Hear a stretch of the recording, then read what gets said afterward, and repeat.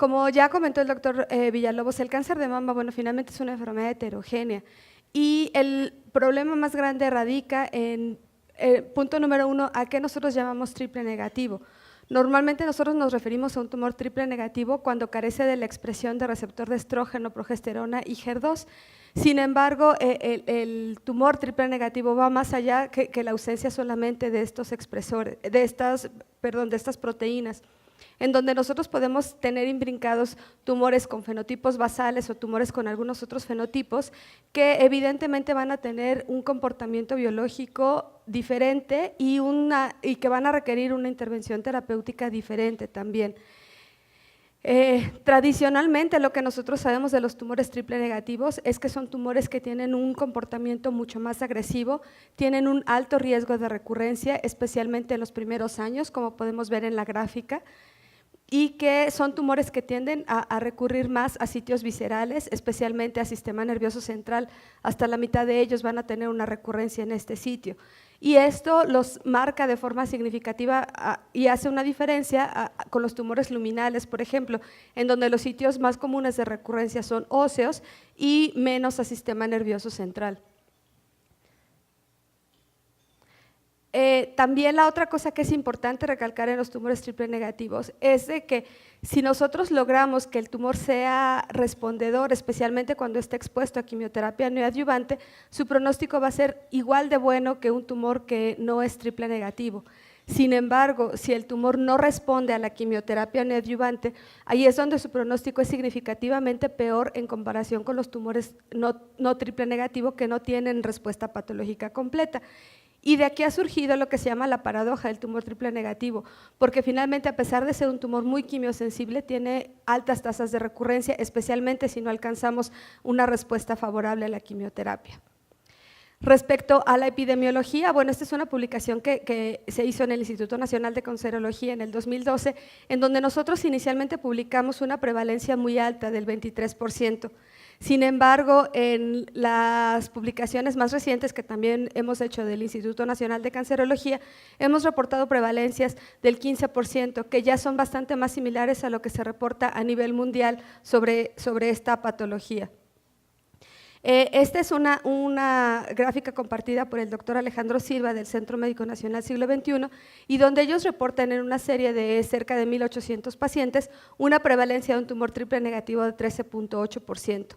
Entonces, finalmente lo que nosotros tenemos es que en México aparentemente la prevalencia es alrededor del 15%. Como habíamos comentado desde el inicio, el mayor problema en esta enfermedad pues, es encontrar el tratamiento efectivo por esta heterogeneidad que tenemos.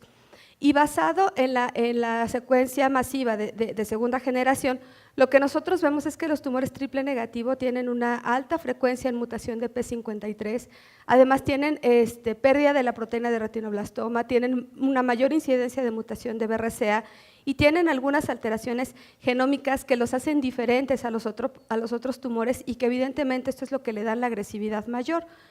Justamente como ya también nos comentó el doctor Villalobos, el grupo de Vanderbilt fue el primero en describir que el tumor triple negativo incluye una enfermedad muy heterogénea, en donde no solamente son tumores triple negativos o basales, sino que van más allá, en donde nosotros podemos ver que hay tumores basales, tumores inmunomoduladores o tumores con fenotipo mesenquimatoso y finalmente tumores luminales.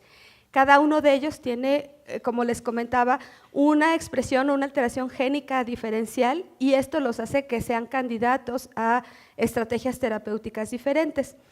Y simplemente como ejemplo a ello, Masuda publicó este estudio en donde él analizó pacientes que fueron tratadas con quimioterapia neoadyuvante y evaluó el tipo de respuesta que tenían estos tumores a esta quimioterapia basada en antraciclinas y taxanos, que es lo que nosotros hacemos normalmente.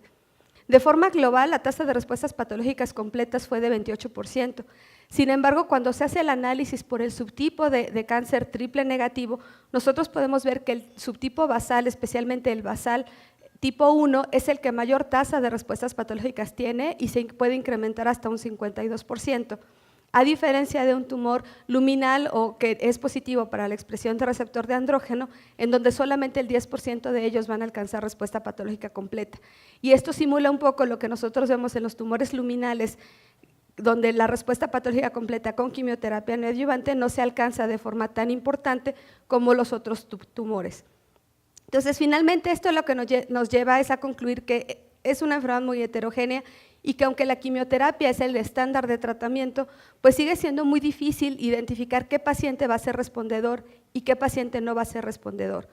Entonces, bueno, tradicionalmente estos tumores los tratamos con quimio, pero sabemos esto, ¿no? que cuando una enfermedad es metastásica o recurrente, en promedio el tiempo a la progresión es solamente de 9 meses en comparación con los otros subtipos. Entonces, bueno, se han intentado diferentes estrategias. Tal vez la primera estrategia que se ha intentado pues, es dar más quimioterapia, porque evidentemente esto es lo que se antoja pensar ante un tumor con tanta agresividad. Sin embargo, la respuesta no es dar más quimioterapia. En este estudio publicado por Gluck ya hace un par de años, lo que nosotros vemos en la gráfica de la derecha es que los tumores hormonosensibles sí tienden a beneficiarse cuando nosotros damos más quimioterapia. Sin embargo, los tumores triple negativos, como podemos ver, no se benefician cuando nosotros damos poliquimioterapia, a pesar de que nuestra creencia implicaría dar poliquimioterapia por la agresividad del tumor. Y bueno, gráficamente lo podemos ver aquí, la supervivencia en los pacientes cuando damos poliquimioterapia y además capecitabine es exactamente igual que si damos menos fármacos de quimioterapia. Y numéricamente nosotros lo podemos ver aquí, no hay ningún impacto en supervivencia global cuando nosotros damos esquemas muy agresivos de quimioterapia. Entonces, ¿qué tenemos, por ejemplo, con estos tumores? En estos estudios, por ejemplo, cuando se evalúa monoterapia, estos estudios todos incluyeron el uso de bevacizumab en el escenario metastásico. Lo que les pongo aquí es el brazo sin bevacizumab, que es usualmente lo que nosotros hacemos. Podemos ver cuando utilizamos monoterapia con taxanos o monoterapia con capecitabina, las respuestas son muy pobres, menos del 15%, y el tiempo a la progresión, dependiendo de la línea a la que esté expuesta la paciente, va solamente de 1.7 meses hasta 6 meses en el mejor de los escenarios. De tal forma que, bueno, lo que tenemos hasta ahorita es muy pobre y se antoja obviamente buscar fármacos diferentes. En este escenario, eribulina es uno de los fármacos que se han evaluado en este grupo de pacientes. El estudio EMBRACE fue el estudio que lanzó la aprobación de eribulina en el escenario metastásico. El estudio EMBRACE incluyó pacientes con cáncer de mama metastásico que ya habían recibido entre 2 a 5 líneas de quimioterapia, entre ellas antraciclinas, taxanos y capecitabina. Las pacientes fueron aleatorizadas a recibir eribulina o el tratamiento de elección del médico. Lo que encontró los resultados del estudio, que el objetivo primario fue evaluar supervivencia libre de progresión, lo que se encontró fue un beneficio a favor de eribulina. Esta curva de supervivencia global está actualizada, es diferente a la publicación inicial, y lo que nosotros sabemos es de que a un año el 54% de las pacientes que reciben eribulina están vivas en comparación con el 42%, es decir, 12% más de beneficio absoluto cuando nosotros damos eribulina. Lo que nosotros podemos ver en análisis de subgrupos es que justamente las pacientes que no expresan receptores hormonales parece ser que son las que más se benefician de este tratamiento. Hubo otro estudio que evaluó justamente el beneficio de eribulina en una exposición más temprana y este fue el estudio 301. En este estudio se incluyeron 1.100 pacientes con cáncer de mama metastásico que habían recibido aproximadamente 2 a 3 esquemas de quimioterapia. Las pacientes fueron aleatorizadas a recibir eribulina o capecitabina, que finalmente es el tratamiento que la mayoría de los médicos utilizamos en este escenario. Los resultados del estudio fueron negativos, es decir, la eribulina y la capecitabina son semejantes en eficacia y en supervivencia global. Sin embargo, en un análisis preplaneado, lo que se encontró en el estudio es que las pacientes con tumores triple negativos son las que más se benefician de estos fármacos. Entonces, para tratar, y bueno, gráficamente lo podemos ver en esta curva de supervivencia. Entonces, para tratar de responder la pregunta si realmente eribulina tiene un papel en los tumores triple negativos, se hizo un análisis combinado del estudio EMBRACE y del estudio 301. Se incluyeron en total 1.640 pacientes y lo que se encontró es que en el fenotipo triple negativo había un beneficio en supervivencia global y también un beneficio en supervivencia libre de progresión. De tal manera que, basado en estos estudios, pues eribulina parece ser que es un fármaco activo y que mejora los desenlaces en los pacientes triple negativo. Entonces, bueno, con esto nos quedamos de quimioterapia porque al final este es el único esquema que realmente ha mostrado un beneficio no tan grande como quisiéramos, pero finalmente es un fármaco que es bien tolerado y que tiene un perfil de seguridad bastante aceptable. ¿Qué hay respecto a las siguientes estrategias que nosotros podemos encontrar en estos tumores? Bueno, como ya comentamos, el tipo luminal o que expresa receptor de andrógeno, pues se antoja evaluar el beneficio de alguna intervención hormonal. El problema más grande en este subtipo es que la prevalencia no se conoce. En esta serie de estudios que se han publicado, nosotros podemos ver cómo la prevalencia de expresión para receptor de andrógeno oscila desde un 10% hasta un 40%. En México, por ejemplo, no sabemos cuál es realmente la prevalencia de expresión de receptor de andrógenos. Sabemos en términos generales que cuando coexiste el receptor de andrógeno y el de estrógeno, el pronóstico es mejor. Usualmente los tumores tienen un comportamiento clínico más indolente y esto también da un beneficio a la exposición farmacológica. En la gráfica de abajo nosotros vemos cuando coexisten ambos tumores y la paciente es expuesta a tamoxifeno, el beneficio es significativamente mejor. Hay reportes anecdóticos, de hecho este reporte fue publicado en el JCO, en donde nosotros publicamos una paciente que alcanzó respuesta clínica completa después de haber sido expuesta a bicalutamida. Y esta respuesta duró 12 meses, lo cual fue bastante alentador en una mujer que había sido tratada con 5 líneas de tratamiento antes de la exposición hormonal, incluyendo eribulina. Entonces, obviamente estos resultados pues, se antojan a evaluar este fármaco en el escenario metastásico. El primer estudio que evaluó la utilidad de estos fármacos es este estudio del Memorial Sloan Kettering, en donde de 426 tumores triple negativos, solamente 51 encontraron que tenían expresión para receptor de andrógeno y 26 pacientes fueron elegidas para el estudio. Desafortunadamente, el beneficio ya en un estudio fase 2 no fue tan significativo como uno hubiese querido. El tiempo a la progresión fue solamente de 12 semanas. Se han evaluado entonces otros fármacos, bicalutamida parece ser que no es la mejor opción, y otros fármacos han sido la enzalutamida. La enzalutamida se evaluó en este estudio fase 2 también, 118 pacientes fueron tratadas. Lo que encontró en términos generales fue una supervivencia libre de progresión de 32 semanas. Sin embargo, en este estudio surgieron cosas muy interesantes y tal vez uno de los aspectos más interesantes es que se generó una firma genómica para predecir la respuesta a la enzalutamida. Y nosotros lo que podemos ver en el cuadro de abajo es que cuando la paciente tiene esta firma genómica positiva, la respuesta a la enzalutamida es significativamente mejor que cuando la expresión genómica es negativa. De hecho, en ASCO de este año se presentó el análisis de supervivencia de este grupo de pacientes, en donde nosotros podemos ver que cuando la firma genómica de respuesta es presente, el pronóstico de este grupo de enfermas es significativamente mejor. Entonces, esto finalmente nos abre el parteaguas a pensar que hay una estrategia terapéutica.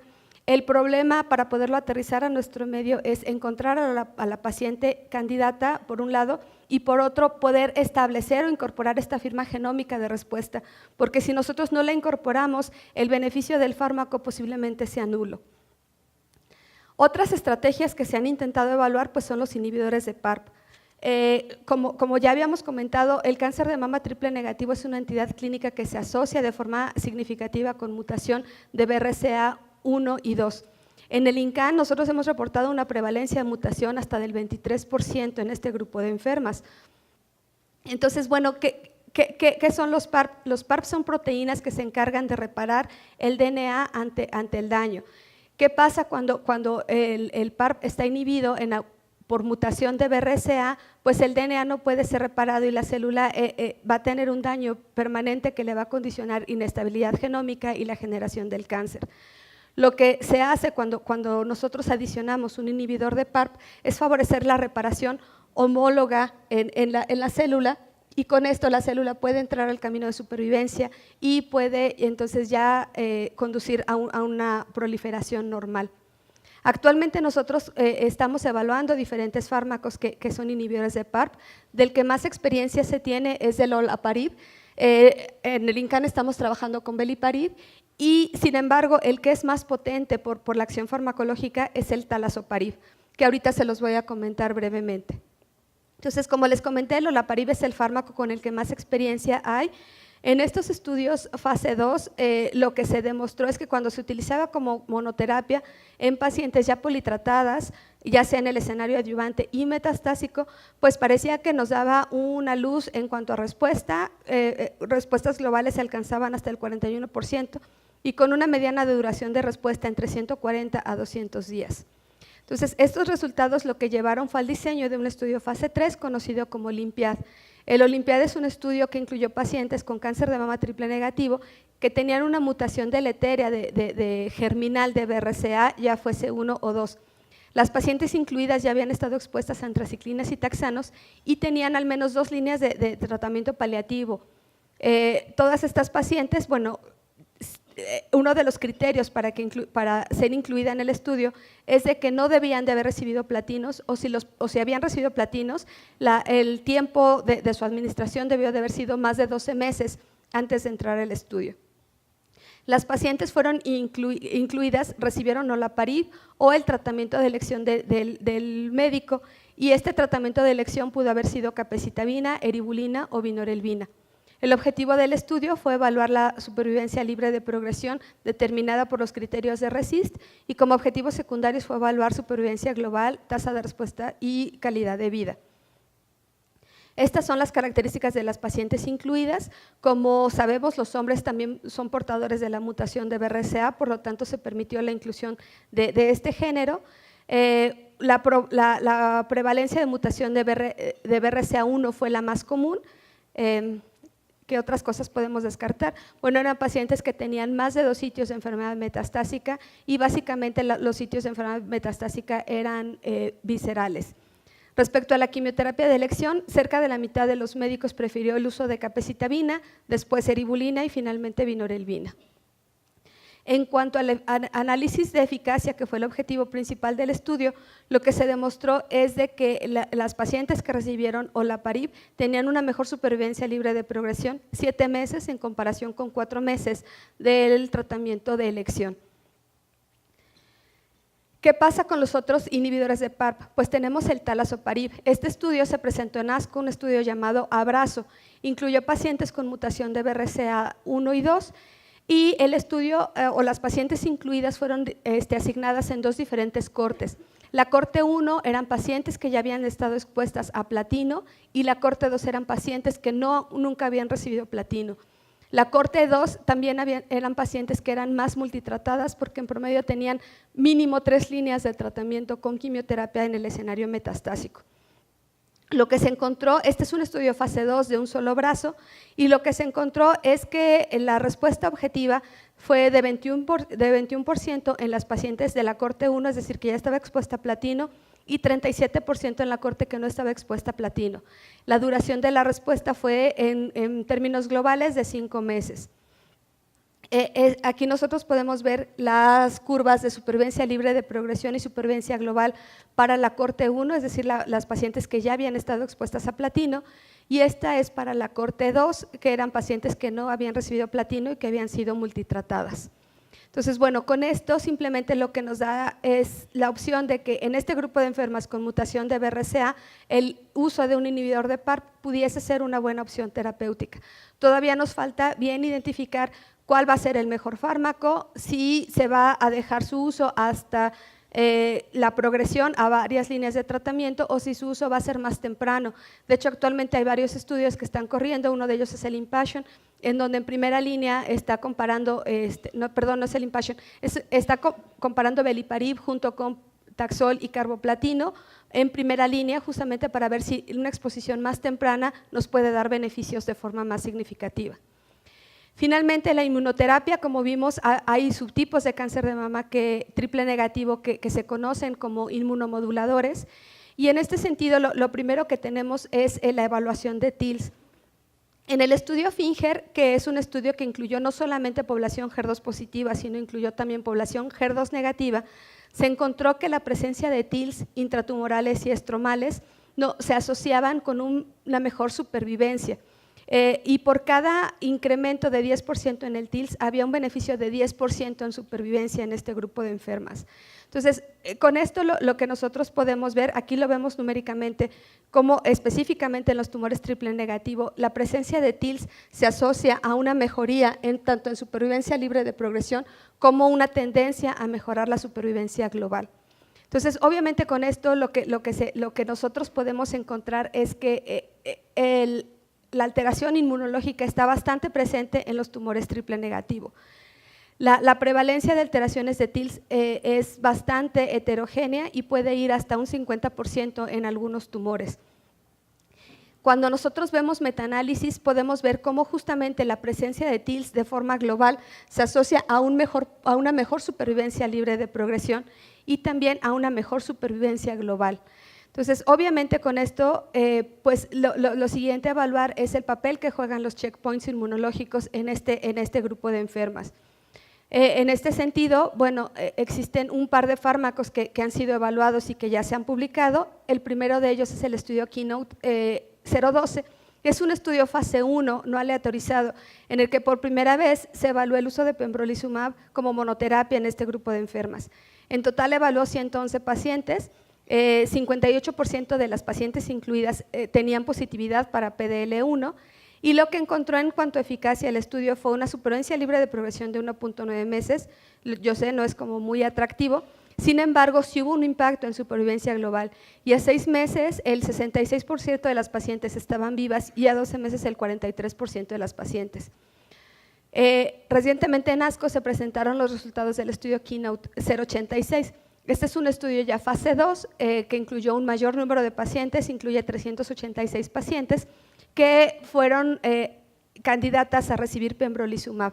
El estudio Keynote incluyó 2 cohortes de pacientes. La cohorte A, que es la que se presentaron los resultados, eran pacientes que recibieron pembro sin importar si tenían o no PDL1 positivo. La cohorte B, que los resultados se darán a conocer después, era población ya PDL1 positiva. Lo que ellos encontraron es una respuesta de 8% y una duración de respuesta de 36 meses, lo cual es mejor que lo que se había presentado en el estudio fase 1. También lo que se encontró en el análisis de subgrupos de este fármaco es que si la paciente tiene una mayor carga tumoral, está determinada por el DHL elevada, por METs hepáticas o por más de 3 sitios de enfermedad metastásica, realmente no tiene tanto beneficio con la inmunoterapia como una enfermedad menos agresiva. Sin embargo, si la paciente alcanza respuesta, este es un análisis exploratorio, nosotros podemos ver cómo en las pacientes que alcanzan respuesta tienen una supervivencia excelente. El problema es que a priori no se puede saber qué paciente va a ser la respondedora. De tal forma que, bueno, lo que nosotros podemos concluir es que el cáncer de mama triple negativo es una enfermedad heterogénea. El identificar los diferentes subtipos nos puede ayudar a establecer diferentes blancos terapéuticos como los inhibidores de PARP, los bloqueadores de los checkpoints inmunológicos o como el uso de antagonistas de la vía de andrógenos. Sin embargo, hasta el día de hoy, pues el tratamiento estándar sigue siendo quimioterapia en este escenario. Y esa es la última, agradezco su atención.